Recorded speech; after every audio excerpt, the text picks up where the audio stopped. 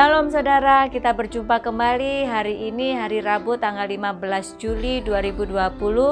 Renungan harian Mesbah Keluarga GBI Kristus Air Hidup dengan tema sepenuhnya menjadi milik Kristus.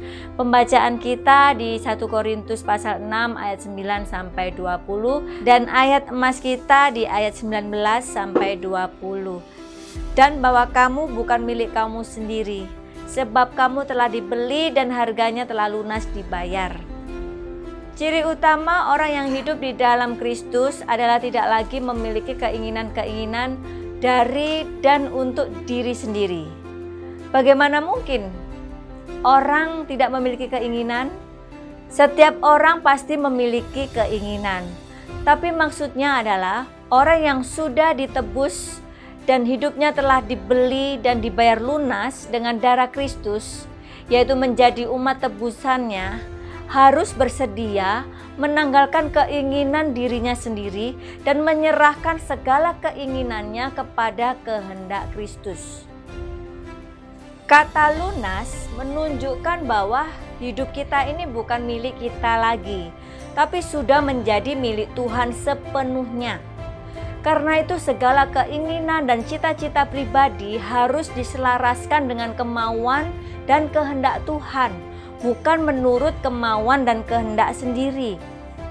Selama kita masih memiliki keinginan, kehendak, atau agenda hidup pribadi, kita tidak dapat dimiliki sepenuhnya oleh Tuhan. Sehingga rencana-rencana Tuhan takkan bisa digenapi. Saudara, jika kita sudah menyerahkan seluruh kehidupan kita kepada Tuhan, barulah kita mencapai taraf demikian. Aku telah disalibkan dengan Kristus, namun aku hidup. Tetapi bukan lagi aku sendiri yang hidup, melainkan Kristus yang hidup di dalam aku. Menjadi milik Kristus berarti segala keinginan diri sendiri sudah disalibkan dengan Kristus. Jadi, hidup di dalam Kristus itu ada harga yang harus dibayar, yaitu banyak hal yang harus ditinggalkan dan dilepaskan. Inilah yang disebut menanggalkan beban dan dosa. Marilah kita menanggalkan semua beban dan dosa yang begitu merintangi kita dan berlomba dengan tekun dalam perlombaan yang diwajibkan bagi kita.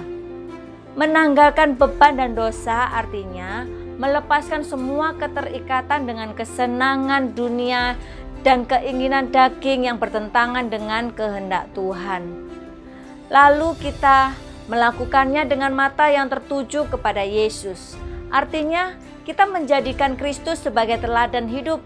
Tidak ada cara lain untuk bisa menyenangkan hati Tuhan selain kita harus mematikan segala keinginan diri sendiri, tunduk kepada pimpinan Roh Kudus, dan hidup hanya melakukan kehendak Tuhan. Mari saudara, kita menjadi orang yang hidup sepenuhnya bagi Tuhan, mampu berkata, bukanlah kehendakku, melainkan kehendak-Mu lah yang terjadi. Tuhan Yesus memberkati.